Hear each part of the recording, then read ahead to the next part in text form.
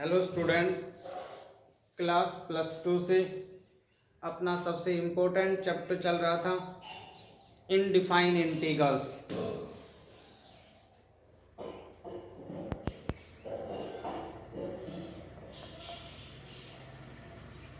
और इनडिफाइन इंटीग्रल्स के some basic property मैं आपको पढ़ा चुका हूँ। उन प्रॉपर्टी का यूज़ करते हुए आज मैं उस बेस पे कुछ क्वेश्चन सॉल्व करने जा रहा हूँ। सबसे पहले वो टॉपिक कर रहा हूँ जो एग्ज़ाम के दृष्टिकोण से बड़े इम्पोर्टेंट क्वेश्चन आते हैं। उनमें हमने जिक्र किया था कि यदि -a से +a f(x) कोई फंक्शन हो तो उस फंक्शन को चेक करना है either the function is odd और इवन। लेकिन ध्यान रहे f(x) जो है वो मॉड फंक्शन नहीं होना चाहिए। f(x) जो है वो ऑड फंक्शन हो तो उसका इंटीग्रल 0 होगा। इवन फंक्शन होता है तो 2 टाइम करके लिमिट 0 to a यूज़ करके सॉल्व कर दिया जाता है। लेकिन ये जो फंक्शन है ये विदाउट मोड में होना चाहिए। जैसे इंटीग्रल्स ऑफ -π/2 से लेकर +π/2 और फंक्शन क्या है अपना sin²x dx। तो सबसे पहले क्या ये फंक्शन मोड में है? मोड में नहीं है। f(x) की वैल्यू कितना है? क्योंकि जब आप इस चीज को इससे कंपेयर करेंगे तो -a से +a f(x) = sin²x। आप इसको ऐसे तो लिख ही सकते हैं sin x का होल स्क्वायर। ये दोनों ही चीजें एक ही बात है। अब ऑड और इवन चेक करने का रूल्स क्या बताया? x को रिप्लेस करना है -x में, तो ये लिख सकता हूँ -x। अगर आपको इसमें समझ नहीं आ रहा तो इससे आप क्लियरली समझ जाएंगे। साइन -θ क्या होता है? -sin θ। लेकिन ऊपर क्या है? होल स्क्वायर, -1 का होल स्क्वायर प्लस और साइन का होल स्क्वायर sin²x। और यही चीज क्या है? अपना f(x) है। तो f -x की वैल्यू क्या आती है? Positive f(x). तो where f(x) is an even function, ये जो फंक्शन होगा वो इवन फंक्शन होगा। इवन फंक्शन को कैसे सोल्व करना बोला? I = 2 time 0 to a। a की वैल्यू कितनी है? π/2 और sin²x। इसका इंटीग्रेशन कंप्लीट सोल्व कर रहा हूँ। आगे सोल्व नहीं करूँगा, यहीं पे सिंप्लीफाई करके छोड़ दूंगा उसको। जैसे 0 to π/2 sin² का डायरेक्ट इंटीग्रेशन नहीं होता तो उसको क्या लिखा जा सकता है? 1 - cos 2x/2 1/2 0 to π/2 1 - cos 2x और dx। इसका इंटीग्रेशन करेंगे आप 1/2 1 - sin 2x/2 0 to π/2 upper limit minus lower limit.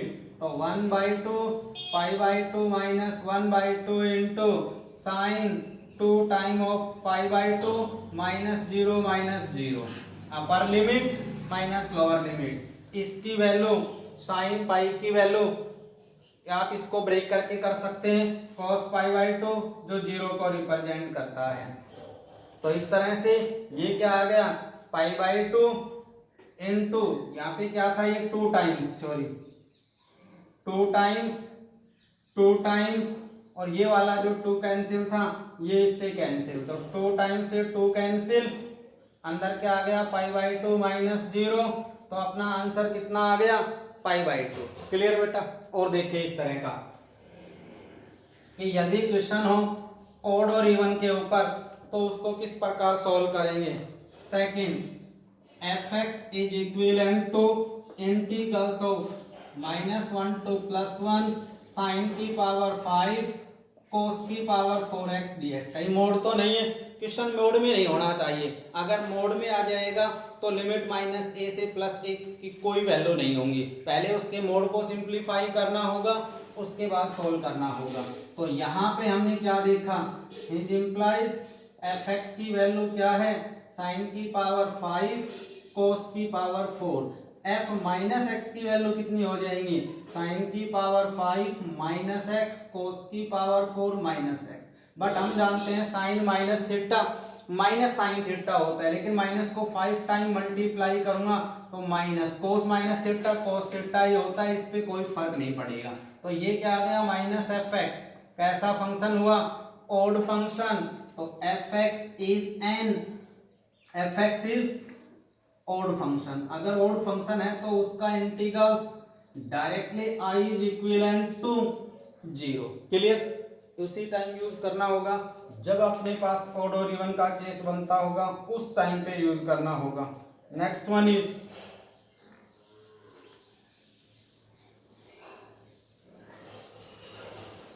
F X is equivalent to E raise to power X का mod D x, limit -1 to positive.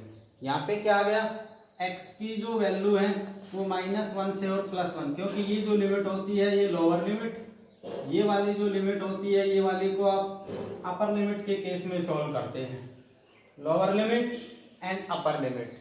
अब आपने क्या देखा कि यहाँ fx की वैल्यू क्या आ गई, e raise to power x का मोड। f माइनस एक्स को सोल्व करूंगा, e की पावर माइनस एक्स का मोड। मैं इसको ऐसे तो लिख ही सकता हूं -1 इंटू एक्स, जब प्रोडक्ट में हो तो -1 का मोड इंटू एक्स का मोड। किसी भी रियल नंबर का मॉडुलस इज ऑलवेज पॉजिटिव, तो e की पावर x का मोड, e की पावर x का मोड मतलब क्या है, एफ एक्स है। It means f minus X is equivalent to F X which is an even function. अगर इवन फंक्शन है तो इसको सॉल्व कैसे करूंगा, i is equivalent to 0 to 2 time 0 को a की वैल्यू कितनी यहाँ पर 1 और e की पावर x का मोड और dx। बट ध्यान दें x की जो वैल्यू है वो 0 या 1 के बिटवीन में है, और 0 और 1 में x की ऑल वैल्यू कैसी है, पॉजिटिव। तो x का मोड भी x is greater than equal to 0 less than is equivalent to 1, x का मोड हमेशा क्या रहेगा, positive, greater than equal to 0 रहे। इसका मतलब इस वैल्यू के ऊपर इसका आंसर तो रहेगा हर बार प्लस का रहेगा।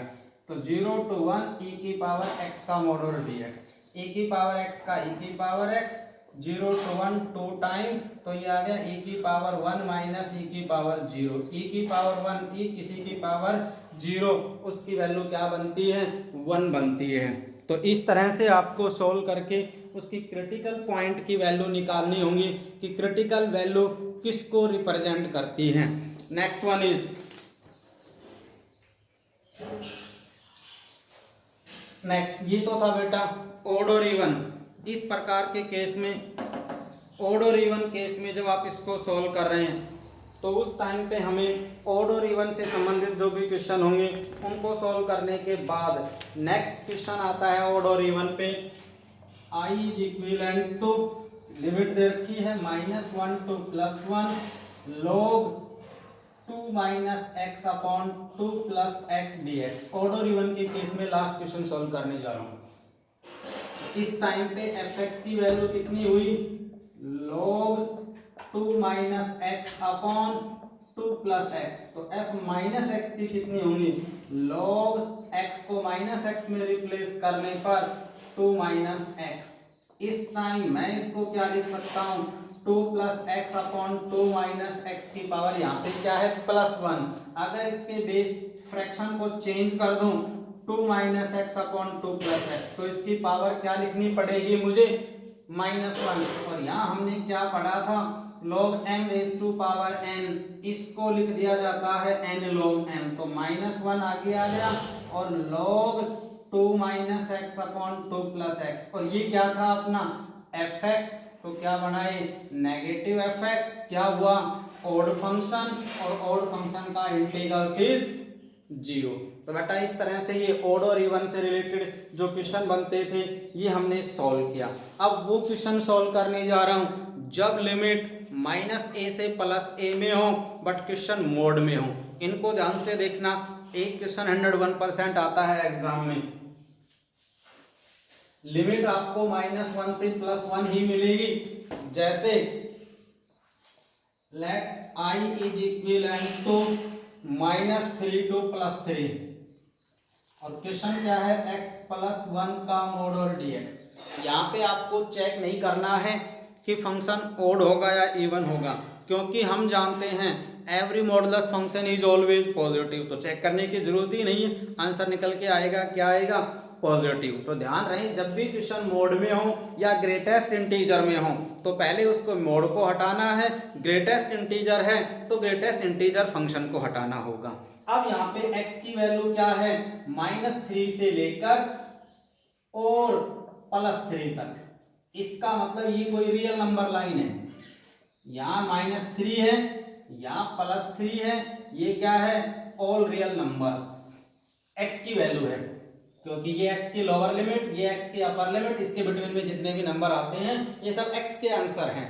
जब इसको a to a negative a कह दो या a to b fx dx से कंपेयर किया गया तो fx की वैल्यू क्या आती है, x + 1 का मोड। आप इसके मोड को हटाने का रूल सुने, fx की वैल्यू कितनी है मोड को छोड़कर, x + 1। मेरे को ये देखना है कि इन वैल्यू का आंसर इस पॉइंट के ऊपर, इन क्रिटिकल वैल्यूज के ऊपर कब नेगेटिव आएगा, कब पॉजिटिव आएगा। तो उस टाइम मुझे क्या करना है, मोड को छोड़कर उस पॉइंट के 0 रूट निकालूंगा, तो x की वैल्यू कितने आएगी, -1। क्या -1 इस पॉइंट के बिटवीन में बिलोंग करता है, किसके बिटवीन में, -3 से +3 के बिटवीन में। इसका मतलब कहीं ना कहीं यहाँ पे क्या आएगा, -2, यहाँ पे क्या आएगा, -1, यहाँ पे 0 आएगा, यहाँ पे 1 आएगा, यहाँ पे 2, बट मेरा क्रिटिकल पॉइंट क्या है, x की वैल्यू -1। तो आप जो भी क्रिटिकल पॉइंट बिटवीन में आते हैं, क्योंकि हमने क्या पढ़ा था, a to b fx dx, जब भी कोई फंक्शन होता है तो हम उसको a और b के बीच में एक वैल्यू c आ जाए तो हम उसको ब्रेक करते थे, a to c fx + c to b fx और dx में। क्लियर बेटा। तो इसका क्रिटिकल पॉइंट क्या है अपना, -1। अगर एक से ज्यादा आ जाए, इसके बिटवीन में नहीं है, तो वो जो वैल्यू होंगी वो रिजेक्टेड वैल्यू होंगी। तो इस तरह से हमने क्या पाया कि सबसे पहले मैं ये देख रहा हूं x की वैल्यू -3 पे fx की वैल्यू कैसी आएगी, अंदर मोड के अंदर नेगेटिव, इस पॉइंट पर कैसा आएगा, पॉजिटिव, इस पॉइंट पर भी कैसा आएगा, पॉजिटिव। इसका मतलब यहां से यहां तक कैसा है, पॉजिटिव, और यहां से यहां तक कैसा है, नेगेटिव। लेकिन इस वैल्यू ऐसी रेंज बनानी है, मतलब x की वैल्यू -3 या -3 से बड़ा, उसके ऊपर आंसर क्या है, नेगेटिव है, लेकिन -1 पे पॉजिटिव है। जैसे ही -1 से लेफ्ट साइड में होगा, इसका मतलब x की वैल्यू -1 से जितनी भी छोटी वैल्यू होंगी और -3 से बड़ी होंगी, तो उन सभी के ऊपर x + 1 का ये जो आंसर आएगा ये हर बार नेगेटिव आएगा। और इसी तरह से x की वैल्यू -1 या -1 पे बड़ा और +3 या +3 से छोटा, x + 1 का जो आंसर आएगा वो प्लस में आएगा। ये किसको सिंप्लीफाई किया है मैंने, x + 1 के मोड को किया है। क्लियर बेटा। एक बार ध्यान से सुनिए दोबारा से, a to b fx dx कोई भी फंक्शन हो, fx जब मोड में हो या फिर ग्रेटेस्ट इंटीजर फंक्शन बनता हो, तो उस टाइम पे fx के 0 रूट निकाल लो, और वो 0 रूट्स जो इसकी लिमिट के बिटवीन में लाई करते हैं उनको शो कर दे, बाकी को छोड़ दें। आप ये छोड़ दिया, तो ऐसे आप एक रेंज बना लें, इससे यहां से यहां तक जो आप आंसर बता रहे हैं उसमें हर पॉइंट के ऊपर या तो नेगेटिव ही बनना चाहिए या पॉजिटिव ही बनना चाहिए। यहां से यहां तक इस पॉइंट के ऊपर आंसर या तो नेगेटिव ही बनना चाहिए या फिर पॉजिटिव बनना चाहिए। तो इस तरह से मैंने क्या पाया, -3 पर नेगेटिव है, -1 पर पॉजिटिव है, तो इसका मतलब -3 तो इंक्लूड होगा x में और -1 इंक्लूड नहीं होगा। तो यही मैंने यूज किया है कि x की वैल्यू में -3 तो इंक्लूड है, -1 इंक्लूड नहीं है, उनके ऊपर x + 1 हमेशा माइनस बनेगा। इसको ब्रेक कैसे करना है, तो i बराबर आप इसको क्या लिखेंगे, -3 से -1 minus of x plus one into D x, और प्लस माइनस वन से और प्लस का 3, एक्स प्लस वन किसका रहेगा, प्लस का, और ये डी एक्स। इसको आपको इंटीग्रेशन सॉल्व करना होगा, और सॉल्व करने के बाद अपर limit minus lower limits. Clear बेटा? और देखिए इंटीग्रेशन आपको स्वयं करना होगा, क्योंकि चैप्टर नंबर 9 आप पढ़ चुके हैं, चैप्टर नंबर 10 की सेकंड एक्सरसाइज आप पढ़ चुके हैं, क्योंकि फर्स्ट जो एक्सरसाइज है chapter number 10 define integrals as the sum of limits, इस बार सिलेबस से रिव्यू कर रखी है। नेक्स्ट आगे है अपने पास नेक्स्ट क्वेश्चन,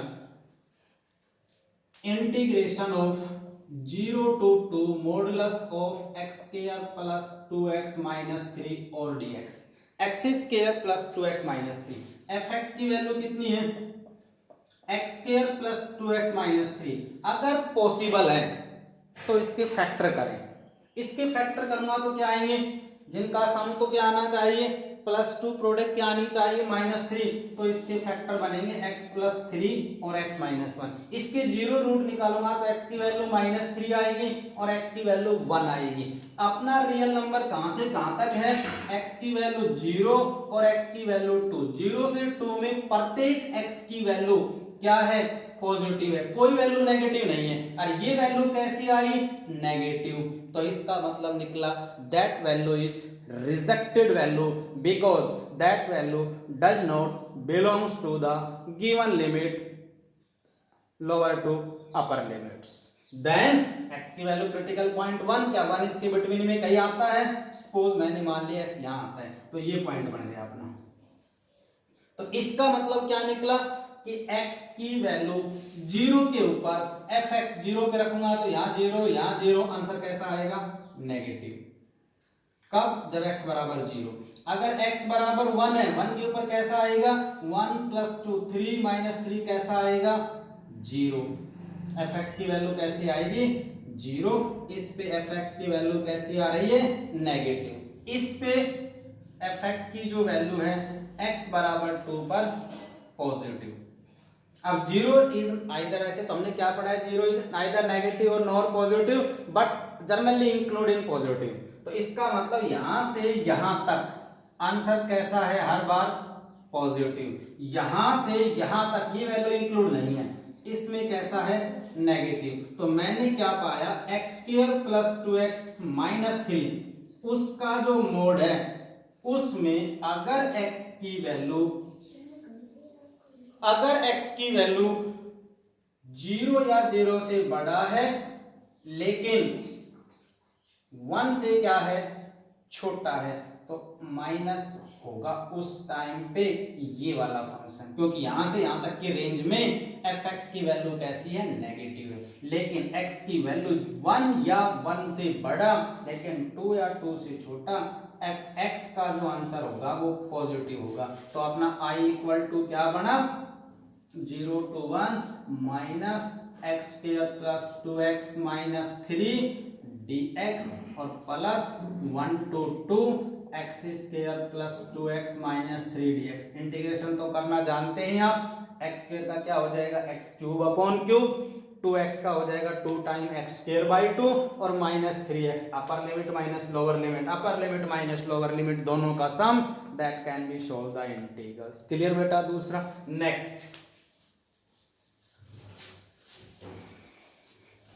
नेक्स्ट आता है अपने पास कि ये जो क्वेश्चन मैं आपको अभी अभी सोल्व किया था, ये as the mod of the given function.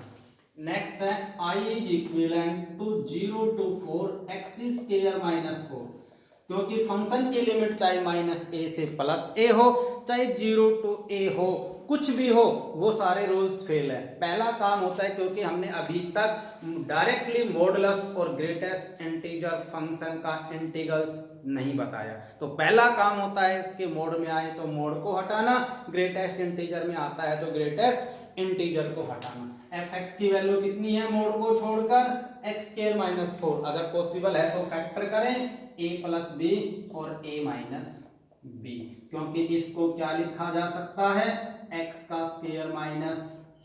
2 का स्क्वायर, a + b और a - क्रिटिकल पॉइंट निकालूंगा तो x की वैल्यू एक तो 2 आएगी आइदर, और x की वैल्यू क्या आएगी -2 आएगी। बट हमें आंसर किसके किसके बिटवीन में है, 0 से 4। 0 से 4 में x की हर वैल्यू कैसी है, पॉजिटिव। तो इसका मतलब ये वाली जो वैल्यू होंगी ये रिजेक्टेड वैल्यू होंगी, क्योंकि -2 does not belongs to 2 to 4, sorry 0 to 4। -2 0 to 4 में कहीं लाई नहीं करता, तो क्या लाई करता है इसमें x की वैल्यू, ये वाली लाई करती है। तो x बराबर 0 पे आंसर कैसा आएगा, जब x बराबर 0 होगा तो नेगेटिव आएगा, x बराबर 2 होगा तो पॉजिटिव आएगा, x बराबर 4 होगा तो पॉजिटिव। तो इससे यहां से यहां और यहां से यहां अगर x की वैल्यू 0 या 0 से बड़ा हुआ लेकिन 2 से छोटा हुआ तो fx की जो वैल्यू आएगी, x² - 4 की जो वैल्यू आएगी वो नेगेटिव आएगी। बट x की वैल्यू 2 या 2 से बड़ा हुआ बट 4 या 4 से छोटा हुआ तो इसका जो आंसर आएगा वो पॉजिटिव आएगा। इस तरह से हमने fx के मोड को सिंप्लीफाई किया।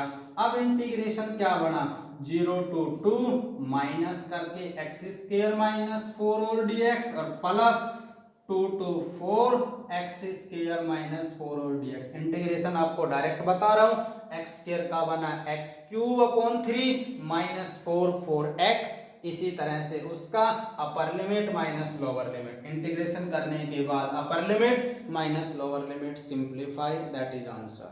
क्लियर बेटा।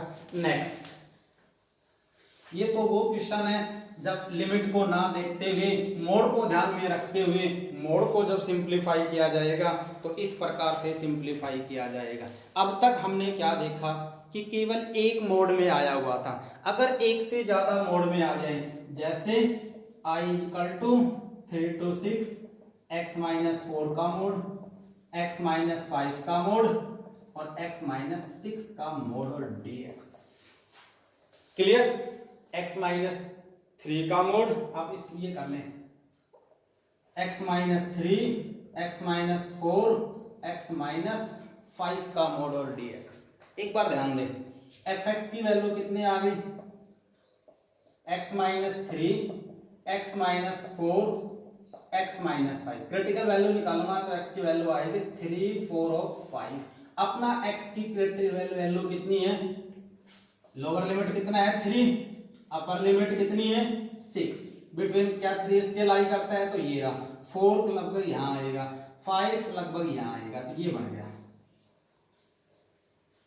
क्लियर। अब आपको ये देखना है जब x की वैल्यू 3 या 3 से बड़ी होगी, 3 के ऊपर आंसर कैसा आएगा, केवल अलग अलग पॉइंट को देख, इसको अलग देखना है, इसको अलग देखना है, इसको अलग देखना है। क्लियर। तो x की वैल्यू 3 या 3 से बड़ी हो लेकिन 4 से छोटी हो, x की वैल्यू 4 या 4 से बड़ी हो लेकिन 5 से छोटी हो, x की वैल्यू 5 या 5 से बड़ी हो लेकिन 6 से छोटी हो, तो fx क्या बनेगा। अगर x की वैल्यू 3 से बड़ी है, x की वैल्यू 3 से बड़ी है लेकिन 4 से छोटी है, तो इसका मतलब क्या निकला, 3 से बड़ी है। अगर x की वैल्यू 3 है या 3 से बड़ा है तो ये तो आएगा पॉजिटिव। x की वैल्यू पूरे में रखना, यहां भी रखना है, यहां भी रखना है, यहां भी रखना है। x की वैल्यू 3 तो यहां पे आएगा माइनस का आंसर, लेकिन 4 से छोटा, अगर 4 से छोटा रखूंगा तो बड़ा नंबर -4 ही होगा, इसलिए -x - 5। इसको सिंप्लीफाई करना तो x - 3 -x + 4 -x + 5, ऐसा करके ये कैंसिल, क्या आ गया अपना आंसर, माइनस का x और प्लस का 4 और 9 9 - 3 + 6। अगले बार में x की वैल्यू 4 से बड़ी रखते, यहां तो प्लस आएगा, x की वैल्यू 4 या 4 से बड़ी, यहां भी प्लस आएगा, लेकिन यहां पे क्या आएगा, माइनस आएगा। क्यों, क्योंकि 5 तो बड़ा ही रहेगा। तो इसको सोल्व करने पर x - 3 x - 4 -x + 5, इस वाले x से ये वाला x कैंसिल, इसका सम क्या आ गया, x 4 + 3 7 7 + 5 कितना बच गया, -2। तो एक फंक्शन ये आ गया, एक फंक्शन ये आ गया। अगर लास्ट वैल्यू x की वैल्यू 5 या 5 से बड़ी लेकिन 6 से छोटी, 5 या 5 से बड़ा यहाँ रखूंगा तो हर बार आंसर प्लस का मिलेगा, हर बार आंसर यहाँ पर भी प्लस का मिले, किस वैल्यू के ऊपर, इन वाली वैल्यू के ऊपर, और यहाँ पर भी प्लस ही मिलेगा। तो क्या आ गया x x x कितना हो गया 3x, 3 + 4 7 7 - 5 12, एक ही आ गया। तो इसका मतलब i को सोल्व करने के लिए 3 से 4 उस समय -x + 6 और dx, टोटल आंसर निकाल दिया। और प्लस अगले बार में क्या है 4 to 5, और 4 to 5 पे कितना है x - 2 और dx, प्लस उससे अगली लिमिट क्या है 5 to 6 3x - 12 dx। इंटीग्रेशन सुनिए, इसका तो क्या आ जाएगा -x² + 6x अपर limit minus lower limit, x² 2 -2x अपर माइनस लोअर, 3x² 2 -12x अपर लिमिट माइनस लोअर लिमिट, उनको सिंप्लीफाई करना होगा, प्लस माइनस करना होगा। इस तरह से आप मोड वाले क्वेश्चन को सॉल्व करते हैं। नेक्स्ट, ये तो था मोड का। अब आता है नेक्स्ट ग्रेटेस्ट इंटीजर फंक्शन। चाहे लिमिट डेसिमल में हो और चाहे लिमिट विदाउट डेसिमल में हो, ये वाला हो। इसका मतलब x की वैल्यू कितना है 0 से लेकर 4 तक है। 0 से 4 में इंटीजर ढूंढने हैं आपको। इंटीजर 0 से 4 में इंटीजर कौन कौन है, इंटीजर 1 है, इंटीजर 2 भी होता है और इंटीजर 3 भी होता है। 0 से 4 में इंटीजर देख लिया हमने, तो इसका मतलब ये आ गया। अब हमने क्या पाया, fx की जो वैल्यू है, अगर x का आंसर 0 या 0 से बड़ा है 1 से छोटा है, इफ अगर x की वैल्यू 1 या 1 से बड़ी है लेकिन 2 से छोटा है, x की वैल्यू 2 या 2 से बड़ी है लेकिन 3 से छोटा है, x की वैल्यू 3 या 3 से बड़ा है लेकिन 4 या 4 से छोटा है।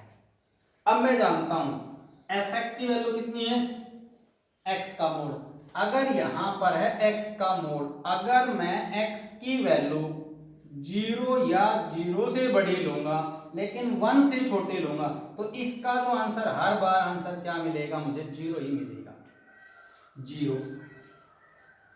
अगर x की वैल्यू 1 पॉइंट समथिंग, क्योंकि हम जानते हैं 1.1 का ग्रेटेस्ट इंटीजर क्या निकलेगा 1, 1.2 का भी, 1.3 का भी, 1.4 का भी, 2 से पहले 1.119 इस प्रकार का होगा तो भी आंसर कितना निकलेगा, 1 ही निकलेगा। 2 और 3 के बिटवीन हमेशा ग्रेटेस्ट इंटीजर क्या निकलेगा 2, इसके बिटवीन में इंटीजर क्या निकलेगा 3। तो i = क्या आ गया 0 से 1 0 dx, क्योंकि ये fx की वैल्यू है, एक बार fx ये है, एक बार fx ये है, एक बार fx ये है, एक बार fx ये है, और प्लस 1 to 2 1 dx, और प्लस 2 to 3 2 dx, और प्लस 3 to 4 3 dx। इनके इंटीग्रेशन तो आप कर ही सकते हैं, 0 का तो 0 ही हो गया, इसका हो गया x, इसका हो गया 2x, इसका हो गया 3x, प्रत्येक पर अपर लिमिट माइनस लोअर लिमिट का यूज करते हुए इनको आपको सॉल्व करना होगा। बेटा आज का लास्ट क्वेश्चन आता है, उस टाइम पे क्वेश्चन मोड में ही हो लेकिन क्वेश्चन ट्रिग्नोमेट्रिकल फंक्शन हो, जैसे इंटीग्रेशन नहीं करूंगा, केवल सिंप्लीफाई और सॉल्यूशन बताता हूं इनके। सबसे पहले है integration of 0 to pi cos x dx। बेटा ध्यान दे, जब अपने पास क्वेश्चन मोड में हो तो सिंप्लीफाई तो करना ही करना है, मोड को तो हटाना ही है, लेकिन मोड में हो और मोड के अंदर क्या हो ट्रिग्नोमेट्री, तो आपको क्वाड्रेंट की हेल्प लेनी है। यहाँ पर होता है 0, अगर ऐसे चलोगे तो पॉजिटिव, ऐसे चलूंगा तो नेगेटिव। यहाँ पर होता है -π/2 -π, यहाँ होता है +π/2 जब यूं चल रहा हूं, यूं चल रहा हूं तो नेगेटिव। क्लियर? तो ये क्वाड्रेंट फर्स्ट होगा, ये सेकंड क्वाड्रेंट, ये थर्ड क्वाड्रेंट और ये फोर्थ क्वाड्रेंट होगा। x की वैल्यू क्या है 0 या 0 से बड़ी है लेकिन पाई से छोटे। अगर यहाँ पर x है तो ट्रिग्नोमेट्रिकल फंक्शन का एंगल भी x ही होना चाहिए। अगर यहाँ 2x आ गया तो इसको लिमिट को 2x तक ले जाऊंगा, एक राउंड, जैसे आप राउंड लगाते एक राउंड, अगर मैं कहूँ 2x राउंड करने तो 2 राउंड तक देखूंगा कि कहां से चला था, कहां पे रुका हूं, तो वो डबल राउंड का हो गया। अगर एंगल πx है तो πx बनाऊंगा, πx/2 है तो πx/2 बनाता हूं। लेकिन यहाँ भी क्या है x, एंगल भी कितना है x, सबसे पहले मुझे कहां से चलना है, 0 से चलना है और पाई तक चलना है। तो इसका मतलब यहां से चलना है पाई प्लस के यहां तक आना है। तो ये हो गया फर्स्ट क्वाड्रेंट और ये हो गया सेकंड क्वाड्रेंट। क्या कर रहा हूं, मोड हटा रहा हूं। तो यहां पर एक पॉइंट क्या आएगा, पाई/2। तो यहां से यहां तक fx की वैल्यू कितनी है, मोड को छोड़कर cos x। cos x को ट्रिग्नोमेट्रिकल है, cos x इन वाली वैल्यू के ऊपर फर्स्ट क्वाड्रेंट में हमेशा कैसा होगा, positive. cos x second quadrant में कैसा होगा, नेगेटिव। इसका मतलब ये निकला cos x का जो मोड होगा वो अगर x की वैल्यू 0 या 0 से बड़ी है लेकिन पाई/2 से छोटी है तो cos x हमेशा कैसा होगा, प्लस का होगा। अगर x की वैल्यू पाई/2 या पाई/2 से बड़ा है लेकिन पाई या पाई से कम है तो cos x की जो वैल्यू होगी वो नेगेटिव होगी। लेकिन ये वाली वैल्यू इधर वाले में शामिल करना है क्योंकि सेकंड क्वाड्रेंट में घुसते ही इस वाले में तो 0 रहेगा ना, इससे इधर होते ही आंसर नेगेटिव बनेगा। तो पाई/2 को कहां पर इंक्लूड करना है, वहां पर इंक्लूड। तो i की वैल्यू क्या आ गई, 0 से पाई/2 cos x dx और माइनस, क्योंकि यहाँ माइनस आता है तो माइनस लगाना है, प्लस आता है तो प्लस लगाना है, 0 to पाई cos x और dx। cos x का इंटीग्रेशन क्या आया था, sin x 0 to पाई/2 और माइनस sin x पाई/2 to पाई। अपर लिमिट sin 0 0 sin पाई/2 1, तो ये आ जाएगा 1 minus 0, upper limit minus lower limit. और यहाँ भी आ जाएगा sin पाई माइनस sin पाई/2। अपर लिमिट sin पाई/2 को सॉल्व करूंगा तो क्या आ जाएगा, 0 तो 1 माइनस 0 और 0 माइनस 1, तो ये आ जाएगा 1 माइनस 0 और प्लस 1, इनका सम मिलके मुझे क्या मिलेगा, 2 मिलेगा। बेटा इस तरह से ट्रिग्नोमेट्रिकल फंक्शन आता है तो ट्रिग्नोमेट्रिक को यूं सोल्व करना है। एक और देखें,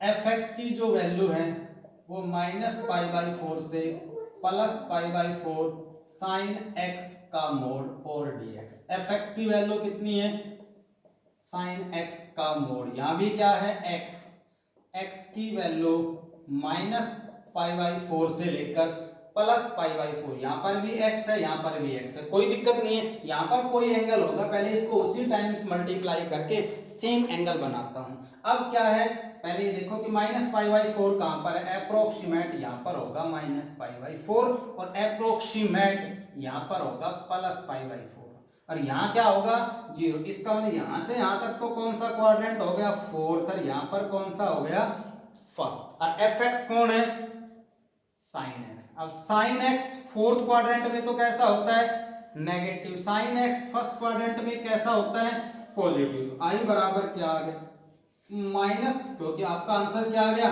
उसी तरह से अगर आप ऐसे भी कर सकते हैं, यहां पर है -पाई/4, यहां पर है +पाई/4, बीच में क्रिटिकल पॉइंट क्या है, 0, तो ये बन गया -पाई/4 से 0 sin x dx और प्लस 0 से पाई/4 sin x dx। इसको सॉल्व करना होगा। बेटा आज का लास्ट क्वेश्चन सॉल्व करने जा रहा हूं, देखिए ध्यान से। नेक्स्ट है अपने पास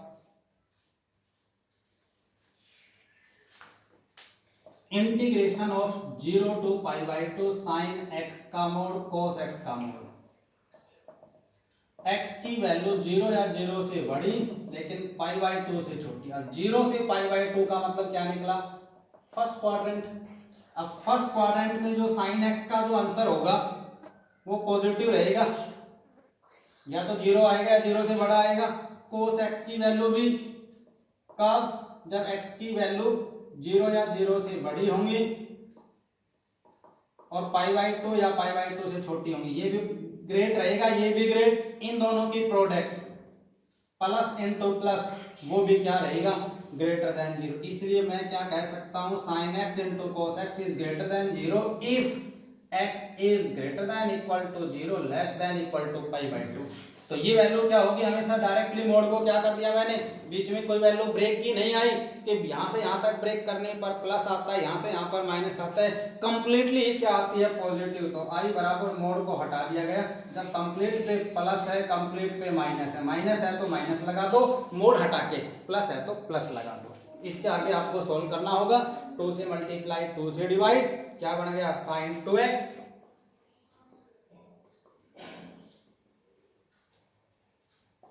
इसके क्या लिखा जा सकता है 1/2 इंटू साइन 2x। लिमिट कितनी है 0 to π/2 dx। sin 2x का इंटीग्रेशन